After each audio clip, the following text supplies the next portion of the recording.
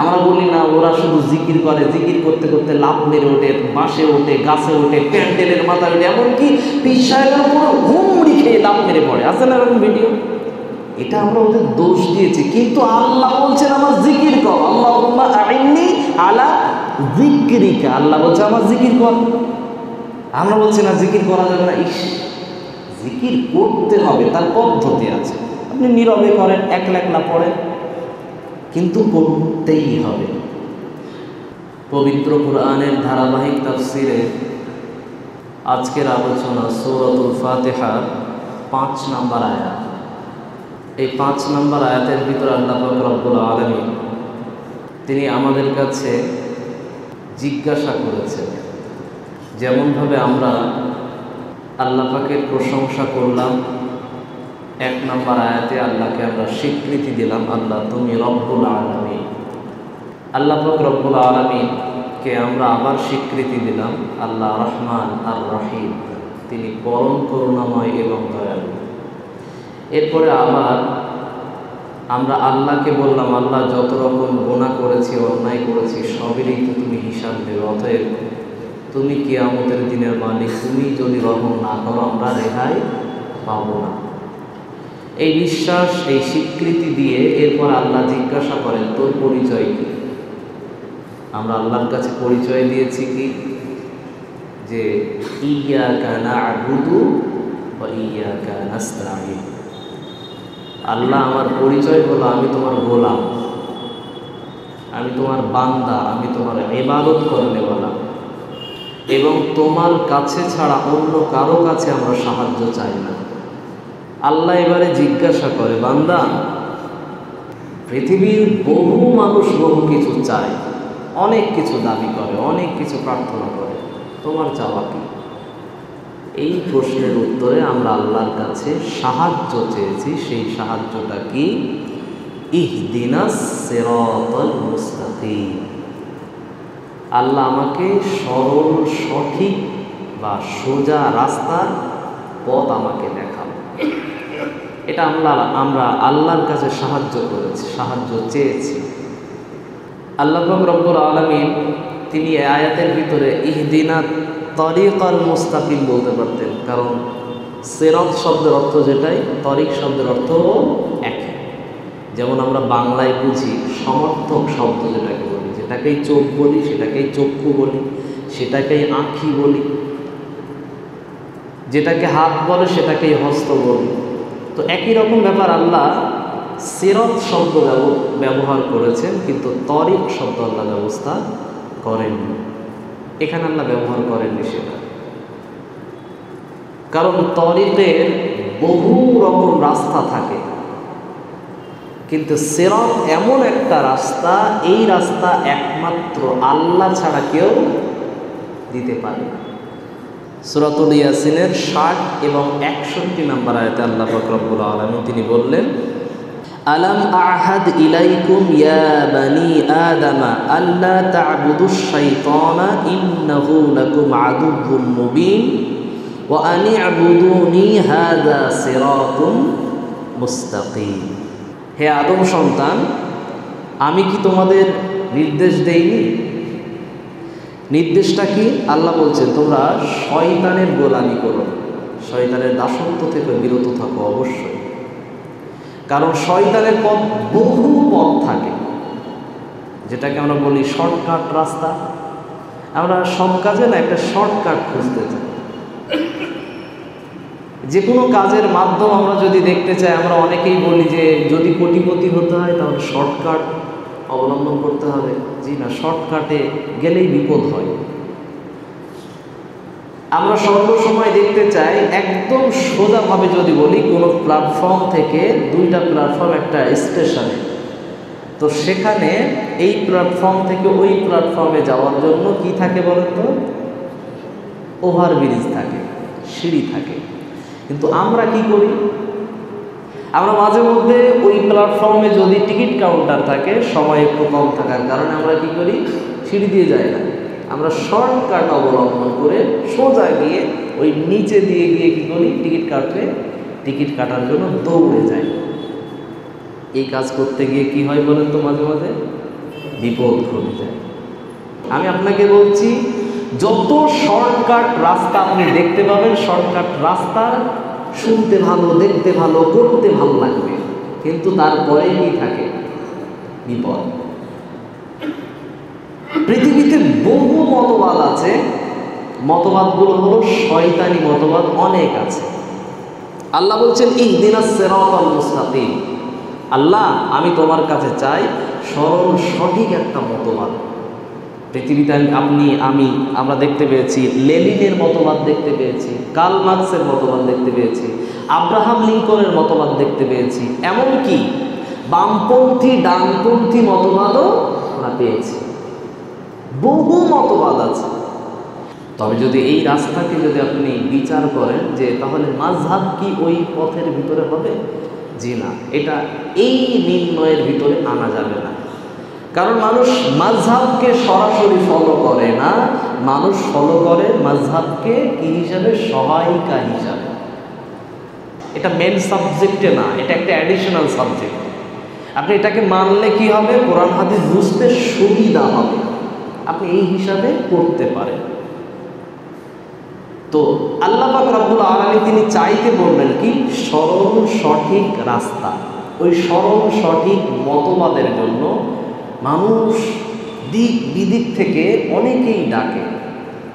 তাফসিরে দুররে মানসুরের ভিতরে তিনি লিখছেন, এবং তাফসির ইবনে কাসির তিনিও লিখছেন,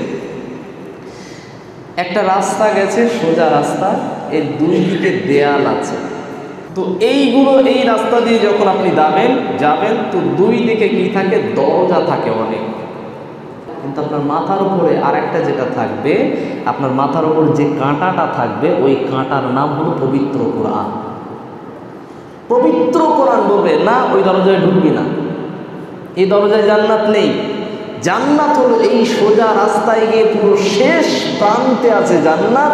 অতএব এই শর্টকাট পথে কোনো জান্নাতের রাস্তা নাই। আমি আপনাকে বলতে চাইছি, এই রকম পথে অনেকেই ডাকছে। এটার দলিল আল্লাহ বলছেন সূরাতুর রুম পারা নাম্বার 21, সূরা নাম্বার 30, রুকু নাম্বার 4, আয়াত নাম্বার 32। আল্লাহ পাক রব্বুল আলামিন তিনি বললেন, মিনাল্লাযীনা ফাররাকু দীনাহুম ওয়া কানু শিআ কুল্লু হিজবিন বিমা লাদাইহিম ফারিহুন। আল্লাহ পাক রব্বুল আলামিন তিনি বললেন, এরকম অনেক রাস্তা আপনি পাবেন, অনেক তরিকা আপনি পাবেন, যারা আপনাকে তার দলের দিকে ডাকছে, আহ্বান করছে, এবং তারা সেই দল করতে করতে এতটা আসক্ত হয়ে গেছে সেই দলের প্রতি, সেই মতবাদের প্রতি বা সেই অনুসারীদের প্রতি এতটা আসক্ত হয়ে গেছে, ভালোবেসে ফেলেছে তাদেরকে। সেটা নিয়ে তারা কি করে? কুল্লু হিজবিন বিমা লাদাইহিম ফারিহুন। তারা সেই দল করে একটা আনন্দ পায়, উচ্ছ্বাসিত হয়, নিজেদের ভিতরে একটা উল্লাস ফিল করে, অনেক আনন্দে থাকে। আপনি আমাদের দেশে দেখেন কত রকম পার্টি, কত রকম দলবাজি মানুষ করছে, তাই করে করে মানুষ আনন্দিত, কিন্তু বিপদ আছেই আছে।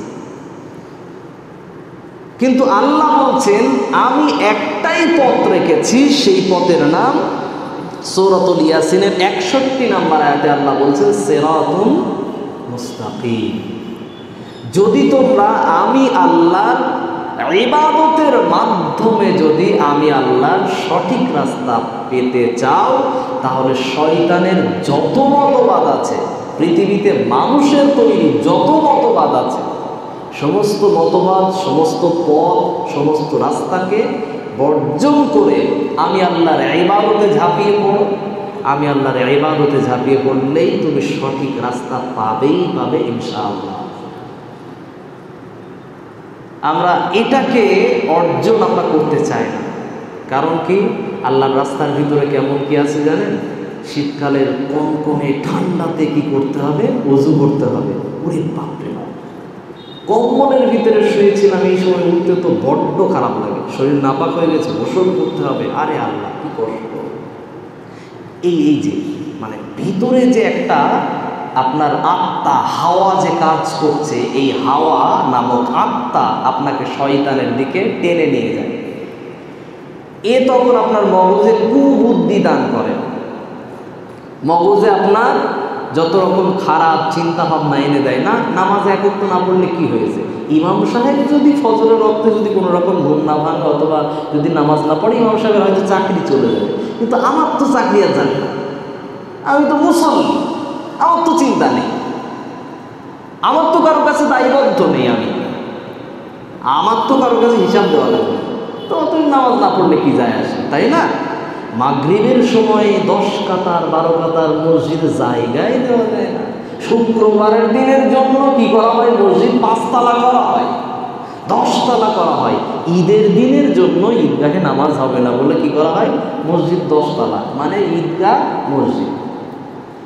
অথচ ফজরের নামাজে 3 কাতারও হয় না। আমি আপনাকে বলছি, এটা কি আল্লাহর রাস্তা?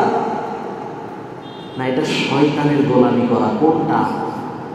আল্লাহ বলছেন কি, তোমরা কি করো, আনি'বুদুনি, আমি আল্লাহর ইবাদত করো, তাহলে কি পাবে? তারপরে সিরাতুল মুস্তাকিম, তবেই পাবে সিরাতে মুস্তাকিম, নচেত পাওয়া যাবে না। আমরা মজা পাই শুধু মাগরিব পড়ে, ঈশা না পড়লে যে আমার নামে একটা সার্টিফিকেট আসে, তার নাম হলো মুনাফিক। আমি বলছি না, বিশ্বনবী বলছে, মুনাফিকদের কাছে ঈশার নামাজ ভারী, মুনাফিকদের কাছে ফজরের নামাজ ভারী। আমি বলছি না না, ঈশার নামাজ পড়তে গেলে আমার কারবার নষ্ট হবে, কাজ নষ্ট হবে, সময় নষ্ট হবে। যে আমি আপনাকেই বলছি, এই সময়ের বরকত আল্লাহ আপনার কাছ থেকে কেড়ে নিয়েছে। গতকাল বলেছিলাম না, ইবাদত করতে গেলে আল্লাহর সাহায্য চাইতে হয়, নচেত ফজর নসিব হবে না। আপনার ভিতরে চার্জ নেই, চার্জ কমে গেছে, ব্যাটারি লো, ওই জন্য কাজ করছে না, ওই জন্য মোবাইল সুইচ অফ, আপনার মগজ সুইচ অফ হয়ে গেছে, আপনার চিন্তা ভাবনা সুইচ অফ হয়ে গেছে। এই সুইচ অন করতে গেলে কি লাগবে, চার্জ দেওয়া লাগবে। আর চার্জ হলো কি, আল্লাহুম্মা আইন্নি আলা যিকরিকা ওয়া শুকরিকা ওয়া হুসনি ইবাদাতিক। এটা মুখে শুধু মুখস্থ বললে হবে না, কলিজার ভিতরে ঢোকাতে হবে। আমরা বলি না, ওরা শুধু জিকির করে, জিকির করতে করতে লাফ মেরে ওঠে, বাসে ওঠে, গাছে ওঠে, প্যান্ডেলের মাথায় ওঠে, এমনকি পীর সাহেবের উপর হুমড়ি খেয়ে লাফ মেরে পড়ে। আছে না এরকম ভিডিও? এটা আমরা ওদের দোষ দিয়েছি, কিন্তু আল্লাহ বলছেন আমার জিকির কর, আল্লাহুম্মা আইন্নি আলা যিকরিকা, আল্লাহ বলছে আমার জিকির কর। আমরা বলছি না জিকির করা যাবে না। জিকির করতে হবে, তার পদ্ধতি আছে। আপনি নীরবে করেন, একলা একলা পড়েন, কিন্তু করতেই হবে। আল্লাহ রাসূল বলছেন আফজাল যিকর যিকরু লা ইলাহা ইল্লাল্লাহ। তোমরা পৃথিবীর ভিতরে যদি উত্তম জিকির খুঁজতে চাও, সেই জিকিরের নাম লা ইলাহা ইল্লাল্লাহ। আমরা পড়ি, কোনদিন জিকির করেছি? প্রতিদিন যদি এটাকে 100 বার করে যদি পড়ি, তাহলে আমার জন্য জান্নাতের দরজা খোলা থাকবে। চিন্তা ভাবনা করেছি না জিকির করা দরকার? না, আমরা কি করেছি না, জিকির করা, ওই যে বেদাত শুনেছি, তো বেদাত কোনটা? লাফালাফি করা বেদাত, জোরে পড়া বেদাত, এটা করা যাবে না। আপনি নীরবে করেন, আল্লাহকে স্মরণ করে করেন, আল্লাহকে ভয় করে করেন, আল্লাহর তাকওয়া, আল্লাহর ভয়, আল্লাহর ভীতি ভিতরে ঢুকিয়ে নেন, তবে ইবাদত করা লাগবে। ইবাদত করলেই আল্লাহর সহজ সঠিক সরল রাস্তা পাবেন, নচেত পাওয়া যাবে না। আমি আবারও আপনাদের কাছে বিনীতভাবে অনুরোধ করি, আমরা সকলেই যে যত রকম মানুষের তৈরি মতবাদের দিকে আমরা কি করেছি, পা বাড়িয়েছিলাম, পাগুলোকে টেনে নেন। মানুষের তৈরি মতবাদের দিকে এগিয়ে যাওয়া যাবে না, আসতে হবে আল্লাহর মতবাদে, আল্লাহর তৈরি আইন এবং কানুন ব্যবস্থাতে আসতে হবে। ওই ব্যবস্থার নাম পবিত্র কোরআন। এই পবিত্র কোরআনের যে সমস্ত বিধি এবং বিধান আছে, এই পথে যেন আমরা সকলেই আসতে পারি। আল্লাহ তুমি আমাদের সকলকে তৌফিক দাও, আমিন।